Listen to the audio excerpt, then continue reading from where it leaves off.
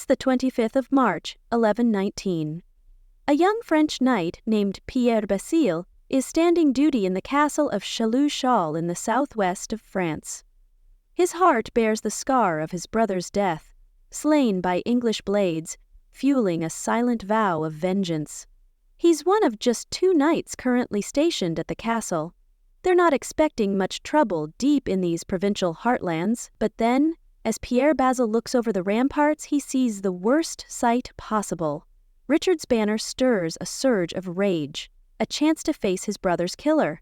Marching over the horizon is an army headed by the King of England, Richard the Lionheart, a veteran of the Third Crusade, undefeated in open battle and renowned for his ferocity.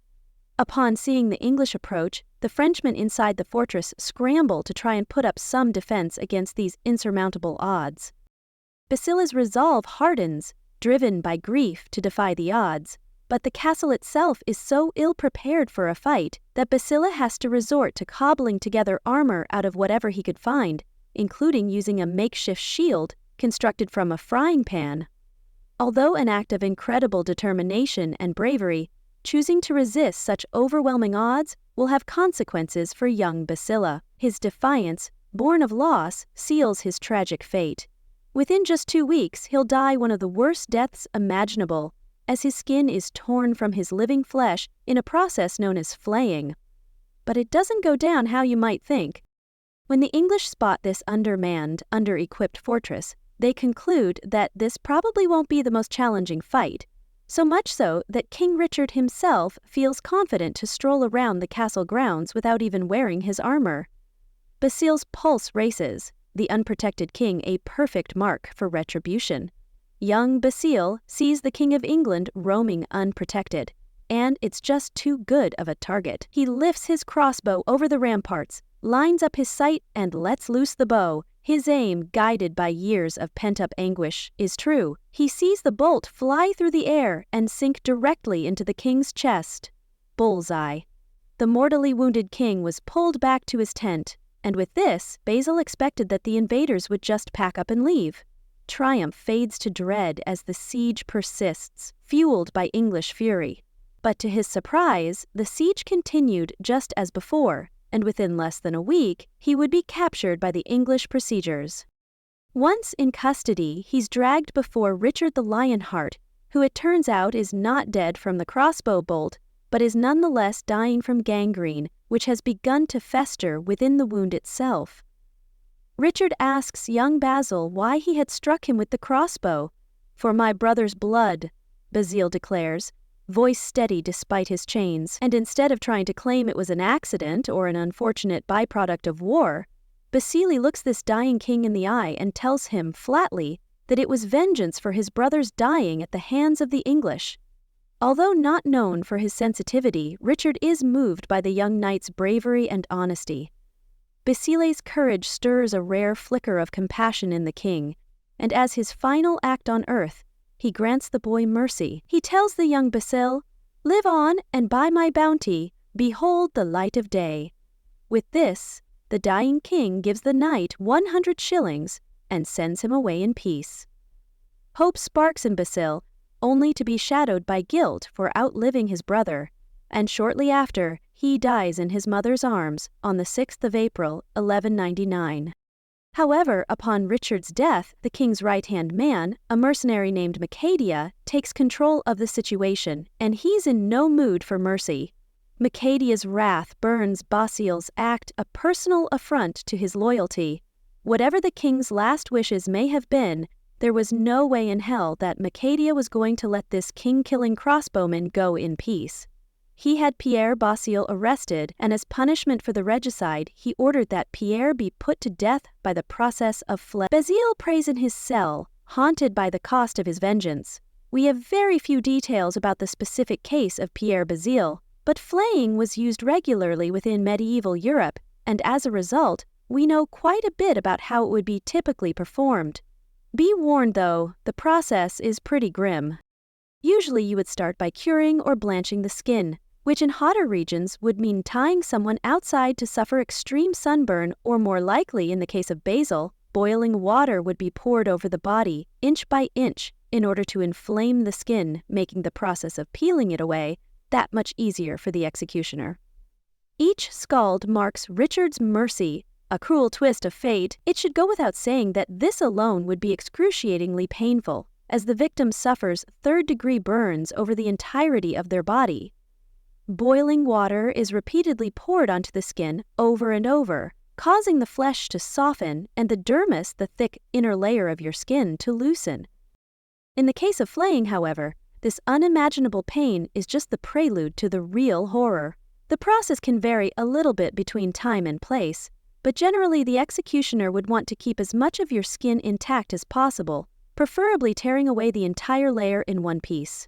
To this end, you would be tied with your limbs outstretched, sometimes upside down, and then the executioner would slice a ring around your ankles and wrists before working inwards towards the center of your body. Basile's screams pierce the air, his agony a defiant echo of his resolve. The executioners would then begin to peel your skin away section by section, but sometimes they would kind of peel as they went until they felt confident that your skin was loose enough. At which point, one man would grab the loose tag on each arm, and they would both pull the entirety of your skin away in one violent but precise tug. In either case, it would be unthinkable pain. Honestly, unlike anything words could describe. Basile's mind clings to his brother's memory, anchoring him through the torment. We cover a lot of historical torture and execution methods on this channel, and most of them have a component of internal trauma like impalement or being hanged, drawn, and quartered. And although they're grim, if we're just going to measure pain alone, being flayed alive is in a totally different league. Thousands upon thousands of nerve receptors inside the dermis would be screaming after the skin was blanched with boiling water, and now those same receptors are firing away as the skin is being ripped away from the flesh. And then finally, these receptors, now raw and hypersensitive, are left completely exposed without the protective skin, meaning that even a simple breeze would cause a wave of white-hot pain to completely overwhelm the victim. The limbic system, the part of your brain responsible for regulating emotion, would become utterly overwhelmed by this complete and total trauma, meaning that even the most steadfast and courageous victims would be reduced to a whimpering mess, screaming in agony and begging their tormentors for mercy through a cacophony of crying and tears.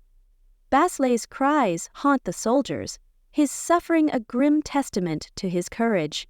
Fading in and out of consciousness was almost always a guarantee, but victims could quickly be brought back around with cold water, either to the face or that newly exposed flesh. The process could last anywhere from 30 minutes to 5 or 6 hours, depending on the proficiency of the knife man and the severity of the sentence. And here's where it gets even worse. Flaying someone alive doesn't kill them, at least not for a while. No major blood vessels or internal organs are damaged during the process, so there's nothing to actually put a victim out of their misery. If left to their own devices, the victim could last hours or days until they would finally perish from either infection or hypothermia, as their body is left without its protective layer with which to cope with the outside world. If you are really lucky, you might die from shock during the process, as the body tries to compute this unbelievable level of trauma. But that's if you're lucky. Most people would need to be killed or left to die after the procedure had been completed. And by the way, the sheer state that the victims would work themselves into was often enough to have an effect on the people watching, and there are cases of this brutal method of execution actually causing harm to the spectators, including one case which we'll get into later. In the case of Pierre Basile, we know he managed to survive the entire procedure because once the entirety of the skin had been removed from his body, this screaming, walking corpse was dragged to a makeshift gallows where he was finally hanged. His final moments burn into the minds of onlookers, a symbol of unyielding defiance. And all this to a man that, let's not forget, had been publicly pardoned by a king. Justice was rough in the medieval period. And as for Macadia, the man who ordered this punishment, he would also get a taste when a year later some other mercenaries ambushed him and put him to the sword in Bordeaux. Rumors claim Basile's curse shadowed Macadia, his death retribution for defying Richard's will. But despite how utterly savage this whole tale was, it's not really that unusual for medieval. In 1303, Richard of Pudlico, an English wool merchant, robbed part of King Edward I's treasury at Westminster Abbey. He, along with his high-ranked accomplices, primarily consisting of monks from the abbey, stole enough of the king's gems, antique gold, and coins to equate to about a year's tax revenue for the entire Kingdom of England. The theft, a bold act of greed, mirrors Basile's defiance in its audacity. Once captured, Richard tried to save his accomplices by giving a false confession that he was the only one involved in the crime. Nevertheless, over a dozen others were also found guilty, and they were hanged and then flayed, all for the crime of stealing from the crown. Legend has it that Richard's flayed skin was nailed to the door of Westminster Abbey as a warning to other aspiring criminals. Now, before you start thinking that this is just a medieval thing, you should know that flaying is probably one of the oldest methods of torture that we have records for, which isn't surprising given that the point of all of these cruelties is to install terrifying fear into the population. And flaying is nothing else if not absolutely terrifying. As early as the 9th century BC, ancient kings such as Ashurnasirpal II were flaying people, and the act was as much about propaganda as it was about punishment or revenge. To quote Ashurna directly, "I have made a pillar facing the city gate, and have flayed all the rebel leaders. I have clad the pillar in their flayed skins. I let the leaders of the conquered cities be flayed, and clad the city walls with their skins." Such displays, like Basile's fate, served to crush rebellion through fear. And it wasn't just a verbal warning. They even went to the effort of inscribing the events onto stone pillars, which is what you're looking at right now. So it really is a punishment as old as time. And as execution methods go, it's also stood the test of time quite well. In the late 18th century, a shipbuilder from Crete named Deuskalagianus tried to lead a revolt against the Ottoman Empire. His rebellion, like Basile's stand, was a doomed cry against overwhelming power. But when the rebellion failed, he was forced to surrender. The Ottomans had actually promised clemency to all the rebels that surrendered and agreed to pay up their taxes. But once they got their hands on Deuskalagianus, they switched tacks and decided instead to make an example of him.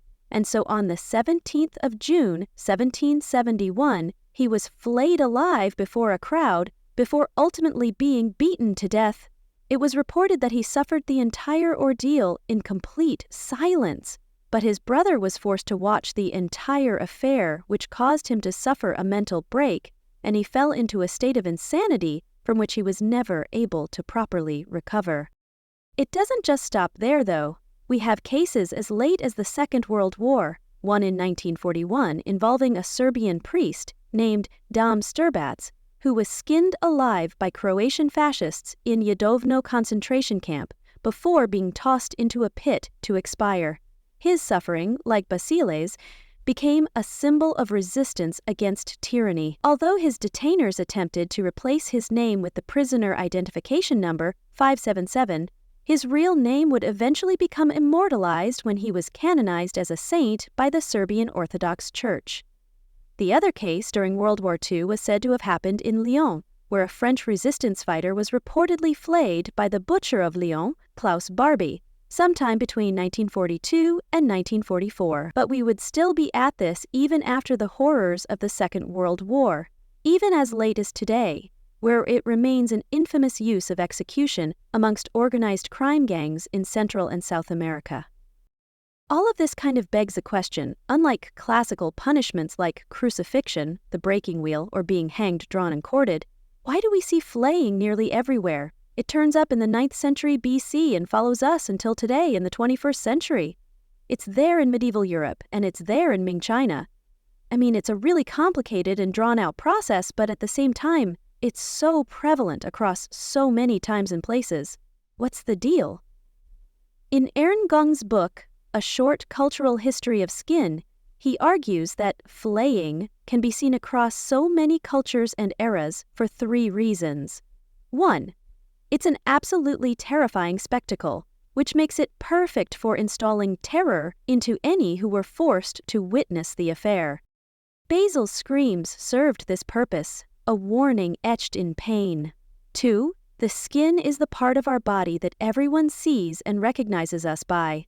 Let's not forget that our faces are of course covered in skin.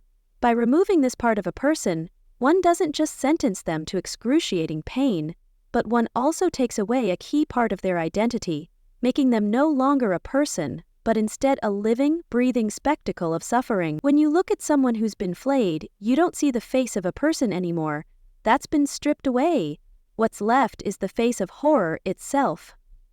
Third and lastly, there's a religious symbolic thing going on here that lots of cultures have picked up on. From Christian imagery of martyrs who've been flayed, holding their own skin in heaven, such as Saint Bartholomew in Michelangelo's The Last Testament, all the way to the Mesoamerican god Gepetic, the god of birth, death, and rebirth, who flayed himself to give food to humanity and is usually depicted red to represent the fact that he's missing his own skin. I think it's interesting that in both cases the symbolism of rebirth is front and center, with Saint Bartholomew being reborn in heaven and Gepetic, or our Lord the Flayed One, is quite literally the deity of rebirth. Regardless of the religious symbolism, though, there are many ways that one can shed their skin and become reborn into something more authentically and truly themselves.